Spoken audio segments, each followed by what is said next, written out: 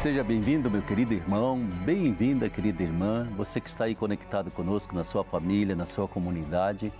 É o nosso programa Em Comunhão, esse programa semanal da nossa querida TV Aparecida, e ela chega até você, exatamente para que a gente possa fazer essa mesa redonda, esse bate-papo sobre algum argumento que é importante para todos nós, né? E nós queremos iniciar agora um bate-papo, sabe sobre que assunto? A liturgia cristã. É um momento assim muito forte para a nossa vida, principalmente nesse tempo pascal, a gente aprender a essência daquilo que é a liturgia cristã. E eu gostaria tanto que, na medida que a gente vai conversando aqui, você pudesse também ir refletindo na sua vida, como que eu vivencio esse mistério pascal de Cristo, esse mistério da vida, morte e ressurreição de Jesus, ou da sua encarnação até a sua ascensão. Tudo isso, a liturgia cristã, ela faz acontecer ou reacontecer para todos nós constantemente. A gente não só lembra, comemora, a gente vivencia, a gente atualiza. E é esse assunto que a gente vai conversar hoje. Eu tenho a alegria então de poder contar aqui com alguns convidados que vão nos ajudar muito, principalmente meu querido amigo Padre Antônio Sagrado Bogás, Padre Bogás, professor de liturgia, doutor em liturgia, professor do ITESP, Instituto de Teologia São Paulo. Seja bem-vindo, Padre Bogás. Muito obrigado, já me sinto em casa, tá perto do Senhor e de Nossa Senhora Aparecida, a gente está perto de Deus, a gente está feliz. E o Padre Bogás, que é orionita, ele trouxe um colega dele, o Padre Rodinei Tomazella. Seja bem-vindo, Rodinei. É uma grande honra para mim, um grande prazer chegar na casa de tantas pessoas que acompanham a TV Aparecida, estar do lado do Senhor, junto com o Padre Bogás. Uma honra e uma alegria para mim. Então, o Padre Rodinei já foi professor, já foi provincial e atualmente é o diretor do Pequeno Cotolengo Dom Orione, né? Isso mesmo. Pequeno Cotolengo é uma instituição grande que cuida de pessoas com deficiências. Isso, né? Padre Bogás, inclusive, ele tem se tornado artista, escritor, produtor, diretor de filmes. Como é que é essa história? Estou vendo você com alguns livros na mão. Eu converso sempre entre nós com o Padre Rodinei, que a gente faz alguns trabalhos juntos, e com um amigo, grande amigo de trabalho também, o professor Hansen, e a gente tem um princípio: tudo aquilo que falar de Deus, de Nossa Senhora, da igreja, é tema nosso. Que beleza, aí, né? Pode ser filme, pode ser televisão, pode ser ir capinar na horta, pode ser escrever livro, pode ser dar aula, pode ser visitar doente. Dentro desse tripé, Deus, Nossa Senhora e a Igreja. O princípio jesuíta de maior e de glória, né? Tudo para a maior glória de Deus. O que você tem em mãos aí já é produção sua, né? São livros que nós fizemos. Sim. Nós temos um livro, mesmo só para mostrar um pouquinho, sobre a homilia a partir do Papa Francisco. Então, o Papa Francisco escreveu algumas coisas, inclusive tivemos uma palestra há poucos dias do ITESP e o professor falava muito das homilias do Papa Francisco e a insistência dela que a homilia revelasse o mistério de Cristo, da liturgia cristã, mas que fossem cuidadosas, humanas, curtas e assim por diante. Então é sobre esse é o homilia. Pecado capital, esse curtas. Depois nós fizemos um livro que contempla uma obra que nós temos da congregação e da paróquia Quiropita, que é um livro chamado Portal das Drogas, que nós fizemos, é um romance. Esse é um romance de uma família que vive o drama das drogas e que busca socorro numa casa de acolhida chamada Rainha da Paz. E finalmente um romance, vou dizer belíssimo, porque tem muito mais a mão do professor Hansen do que minha, chamado O Padre que Veio de Longe. Então é romance de um menino que se encanta por um tal padre, né? Tem um pouco o jeito do senhor, o padre todo sorridente, todo feliz, e que chega na cidade e muda a vida de todo mundo. Beleza. E muda a vida do menininho que quer ser padre. É ótimo nesse ano vocacional, esse chamado que a igreja vocacional. faz. Romance vocacional, né? É tão importante, então, para nós que a gente possa ver a riqueza das pessoas que aqui estão, tudo aquilo que elas fazem, né? Mas nós vamos entrar, Bogás, no assunto da liturgia, que é a sua especialidade, né? Nós vamos entrar um pouquinho de bico nisso aqui, né, Rodinei? Mas eu quero começar o programa com um texto, e o texto nos vem da Carta de São Paulo aos Efésios, capítulo 1, versículos de 7 a 10. Vamos apreciar esse carta. Nele temos a redenção, por meio de seu sangue, a remissão dos pecados, segundo a riqueza de sua graça, pela qual Deus nos enriqueceu de toda a sabedoria e inteligência, fazendo-nos conhecer o mistério de sua vontade, o plano benigno que ele, com antecedência, concebera em Cristo, para realizá-lo na plenitude dos tempos, reunir todas as coisas, as que estão no céu e as que estão na terra, sob uma só cabeça, o Cristo. Aí está quase que o cerne daquilo que a gente vai conversar com vocês. Nele, a plenitude dos tempos. Nele, cabeça de uma nova humanidade, cabeça de um novo universo, podemos dizer assim. O que ressoa em você, Bogás, esse texto de São Paulo da Carta aos Efésios? Bom, a primeira coisa que eu queria fazer uma observação, né? Apesar da graça maravilhosa de estar com o Padre Rodinei aqui conosco, estou com um pouco de saudade do Padre Luiz Carlos. Luiz Carlos já está na liturgia celeste. Na liturgia celeste, mas está presente conosco. Então, é um texto que mostra, vamos dizer assim, o coração da liturgia cristã. Sim.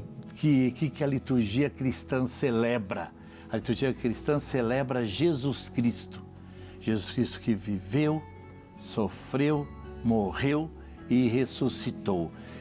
E esse sangue que ele derrama, esse sangue, essa graça divina, que é a oferenda da sua própria vida, da sua própria existência. Esse sangue que ele derrama para salvar a humanidade, tomando o lugar do sangue daquele cordeiro que se derramava no povo hebreu. E para você, Padre Rodinei, como que ecoa esse texto aí aos Efésios? Maravilhoso o aspecto da busca da unidade, todos unidos ao Cristo, que é o centro, como diz o Padre Bogás, mas essa graça que é imputada a nós, colocada em nós, e a partir do momento que nós tomamos a decisão de seguir o Cristo, se imergir nesse mistério do Cristo, nós podemos construir sim um mundo de todos os irmãos, um só lugar, um só povo, um só rebanho. É muito bonito. É tão importante a gente perceber que na liturgia cristã o conteúdo é Jesus, né? Sempre. E não apenas como causa, não é só por ele, é nele que acontece. E a gente participa na medida que a gente mergulha nesse Jesus, desde o nosso batismo, né, até a Eucaristia. E é bonito que todo o mistério da redenção é um mistério de redimir para unir, para reunir, para reconciliar. E nesse aspecto, então, a gente vai começar a conversar um pouquinho sobre a liturgia. Padre Bogás, que é professor, ele vai deixar mais claro para nós o que significa essa palavra liturgia, né? E como que para nós cristãos, que a gente chama assim do rito romano, essa palavra ou esse termo evoca dentro da história, desde o século I até o século XXI, alguma coisa assim que teve toda uma história, né? Ascendente e descendente de todos os cantos, mas eu acho que o Padre Bogás poderia pelo menos introduzir esse termo liturgia, laos ergon.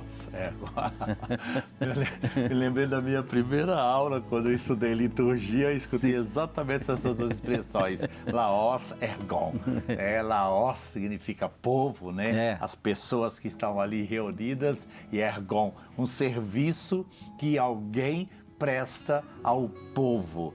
Basicamente um serviço voluntário que alguém se prestava. Aliás, quando se falava de liturgia no sentido civil, não religioso, toda ação em favor do povo lá na Grécia Antiga era intitulada liturgia.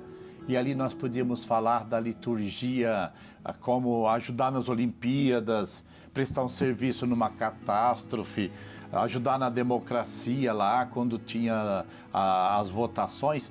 Aquela ação se chamava liturgia, profanamente falando, não religiosamente falando. Até que foi organizando a liturgia como um serviço ao povo, a Deus. Aí o povo vai prestar, ou alguém vai prestar em nome do povo. E a gente pode dizer também que é um serviço do povo, né? Porque eu acho que entra com muita força essa participação do próprio povo nessa história. Isso é genial que o senhor está recordando, porque é o Vaticano II. No Vaticano II mudou aquela ideia, né, que vinha que foi se adentrando na história, até a partir do judaísmo, que um faz a liturgia para o povo. Entendeu? Então, em nome do povo, né? Isso. Aí eu rezo a missa, eu celebro a missa, o povo assiste. Entendeu? Que é uma noção muito que está voltando perigosamente. E o Vaticano II fala, não, você é fiel, você também é celebrante. A função é diferente, mas você também está celebrando. Você não é assim. É impressionante. Você viu a missa hoje? Você assistiu? No alemão fala das Messlesen. Você leu a missa?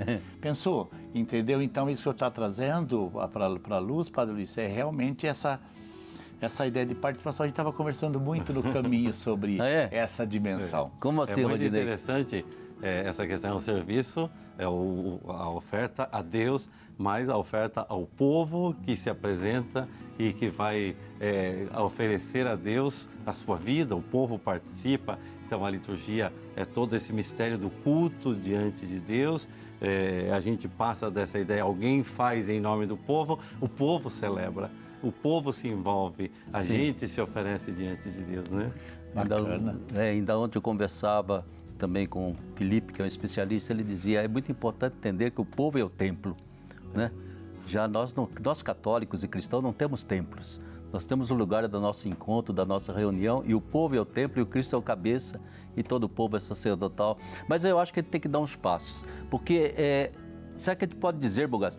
A liturgia cristã não é meramente uma continuidade de todos os cultos que eram feitos nas religiões, que era feito também na religião judaica, né? Jesus não veio para dar continuidade, ele veio cumprir tudo aquilo que era prometido, mas começar aquilo que nem era chamado, digamos, de liturgia, era chamado de culto, né? Era chamado de liturgia, né? Que você diz, era uma palavra de uso civil, né? Era tudo aquilo que era feito aí em relação ao povo. Ou seja, como é que evoluiu essa história? Porque depois nós vamos ter, e era bom que você referisse, a gente não tem só um rito romano, né? A gente tem uma diversidade, uma riqueza muito grande, inclusive nos modos de celebrar, mas com o essencial que é Jesus. Porque é interessante, o cristianismo, ele nasceu dentro de um povo, Sim. que é o povo judaico. Nasceu dentro de uma cultura, que era a cultura grega, que reinava naquele período, né? E dentro do Império Romano, que vai organizar, sistematizar, né? Eu gosto de dizer que o cristianismo é a confluência de 3 rios. O rio judeu, a parte religiosa, o rio romano, a parte jurídica, e o rio do pensamento, que é a parte grega. Nesse rio choveu Jesus. Esse rio foi inundado, foi fecundado por Jesus. Então, naturalmente, toda a nossa tradição, aquilo que nós temos como tradição, como o senhor falou continuidade, a gente tratava isso como continuidade, porque repetem muitos ritos com absoluta descontinuidade. Exatamente. Né? Era até uma coisa interessante, porque por exemplo, nós celebramos a Páscoa, é uma continuidade, nós temos um cordeiro, mas é uma absoluta descontinuidade. O cordeiro nosso não é mais o carneirinho.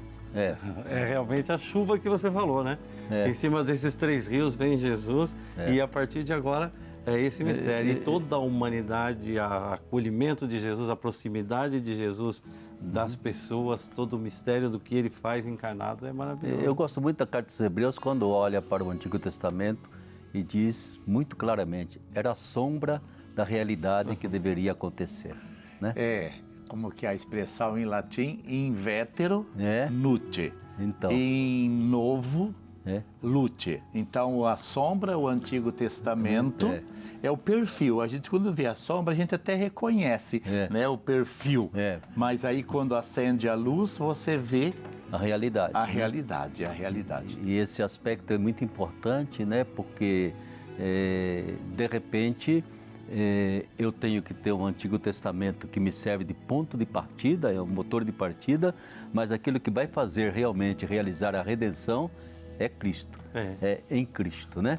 Então, aquele motorzinho de partida, ele para de funcionar e entra o mistério do Cristo para fazer acontecer essa, que nós chamamos copiosa redenção, né? Copiosa Nele redenção. a redenção é copiosa. E como é que foi, Bolgasco? Como é que foi se desenvolvendo isso, ou então o Rodinei, né? Ao longo da história, entende? Porque quando eu estudei, a gente sabia, a coisa foi se desenvolvendo ali, aqueles pequenino grupo de cristãos fazendo memória do domingo, dia do Senhor, né?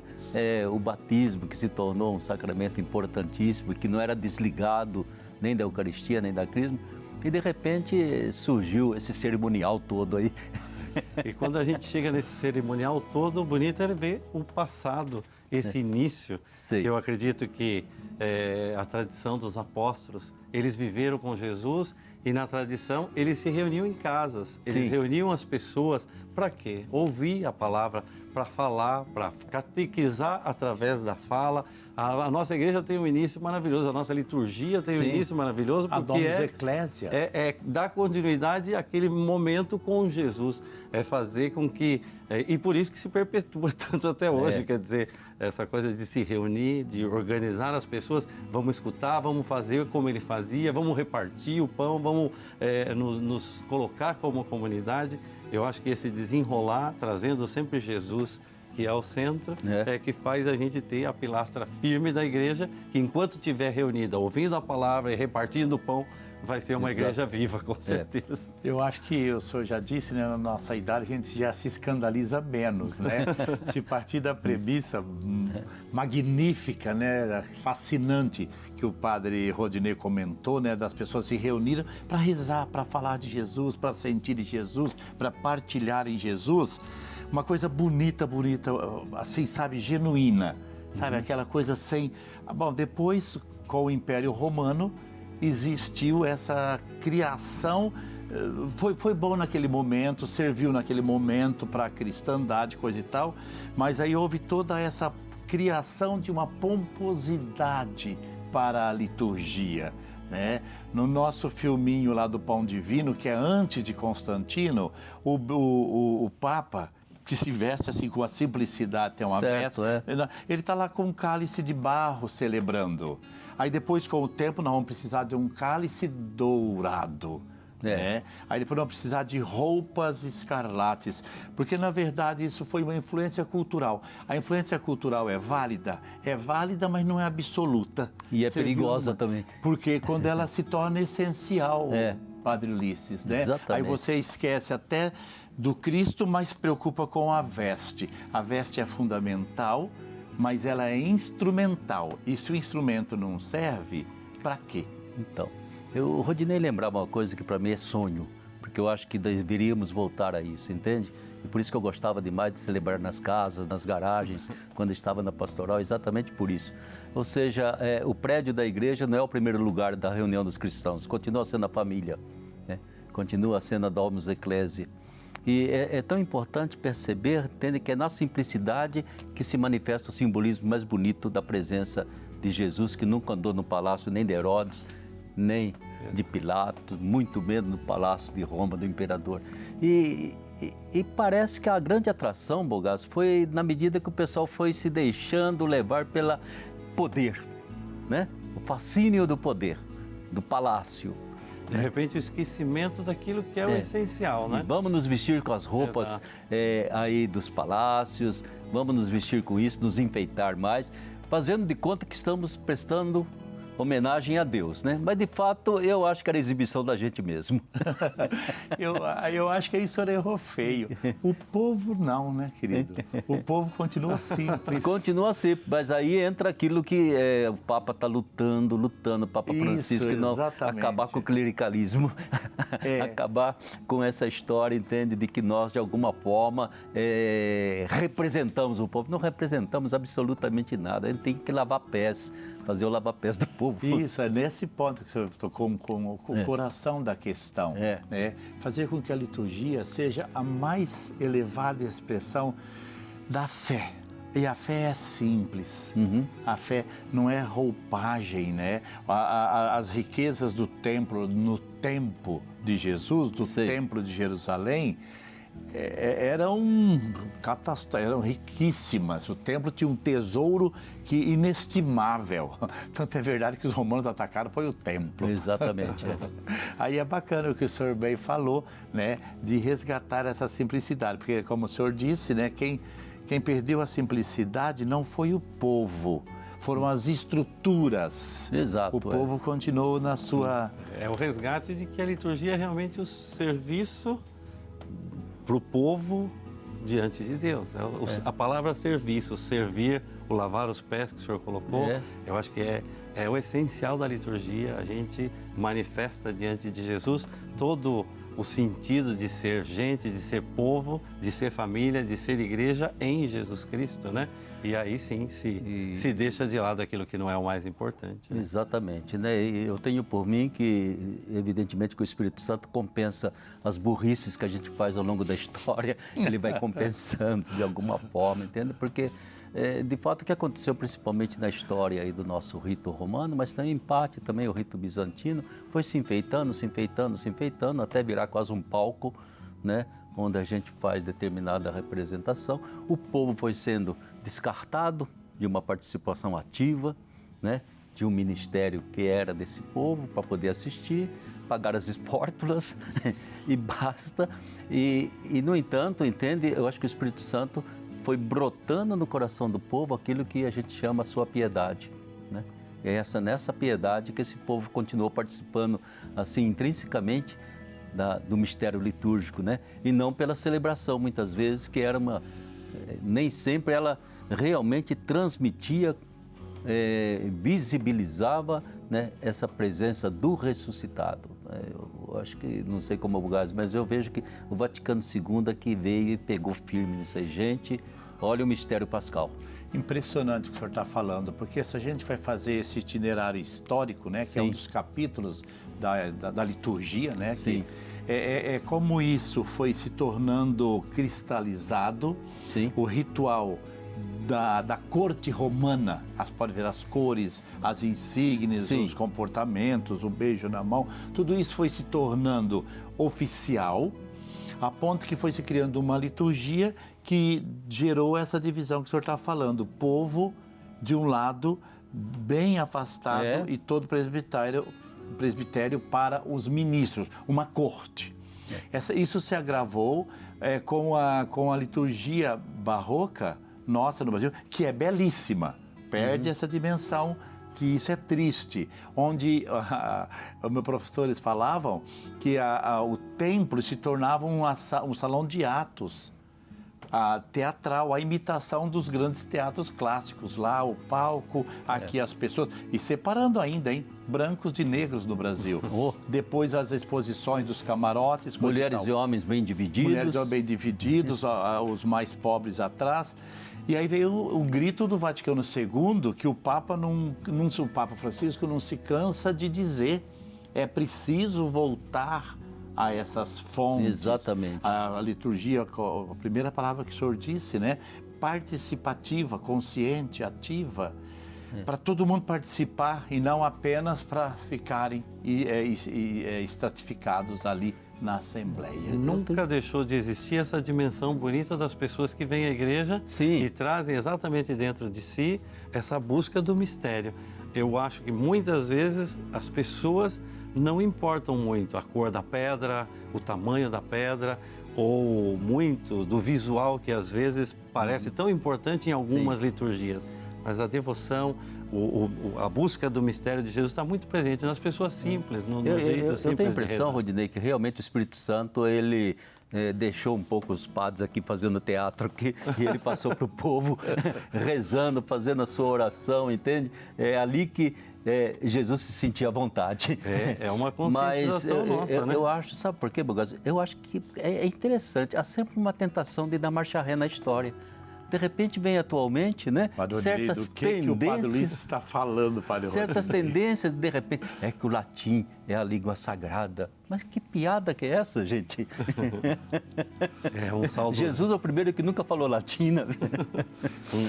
E vem um saudosismo, e vem de novo querendo se enfeitar ao máximo. Às vezes eu vejo algum padre mais jovem, entende a grande preocupação, que paramento que eu vou usar, Eu falei, mas Jesus, onde é que está a busca desse sinal de Jesus para o povo? Desse lava-pés, desse tome e coma, aqui está meu corpo, né? De tudo aquilo que é o âmago, é a essência da nossa liturgia, né? É interessante, Padre, isso que o senhor falou, né?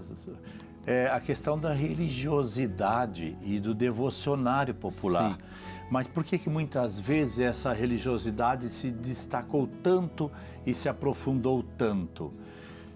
Talvez eu vá falar uma coisa um pouco forte, talvez nem seja tão preciso assim, mas em algum momento onde as pessoas nos sacramentos não conseguiam fazer a expressão dos seus sentimentos religiosos.